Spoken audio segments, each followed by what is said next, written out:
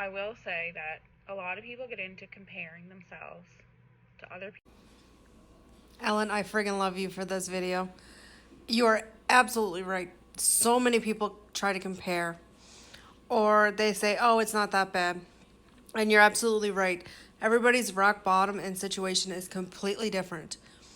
When I was in active addiction, not a lot of people realized how bad it was, and I didn't get a lot of support.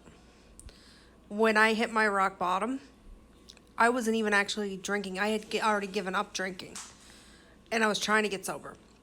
But then I hit my rock bottom, and it all went out the window. And I said, you know what?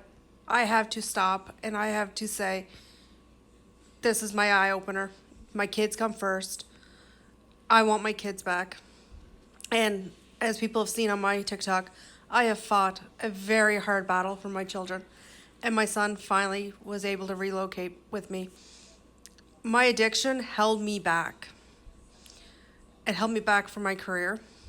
I left my career and was working in restaurants and working in the food industry in a fish plant for many years. And sadly, with working in a restaurant and having tips, I had access to go get alcohol easier.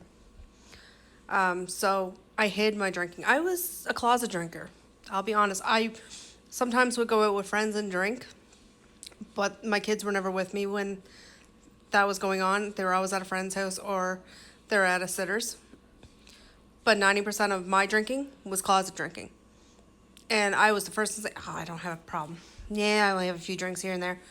The few drinks were the fact that I had a bottle of wine or a bottle of Jack Daniels always under my cupboard or in the fridge. And I hit it. My rock bottom was different than yours. My rock bottom was a lot different than other people's. And you're absolutely right. We cannot compare everybody's situation. And I find so many people do that. So you've hit the nail on the head. And I love you for that. My situation was different. Your situation was different. Joe Blow down the road situation for wanting to get sober and maintain sobriety could be completely different. And you're right with saying, oh, some people get a DUI and say that's it. Some people, for me, was losing my children.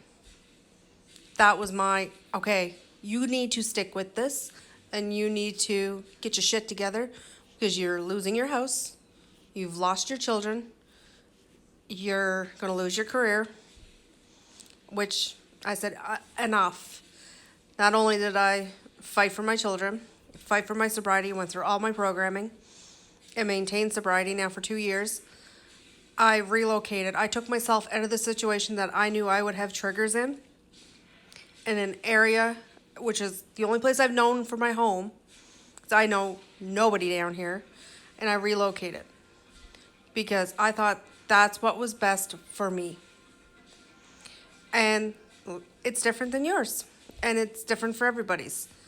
So I love you for making that TikTok because you're 1000% right.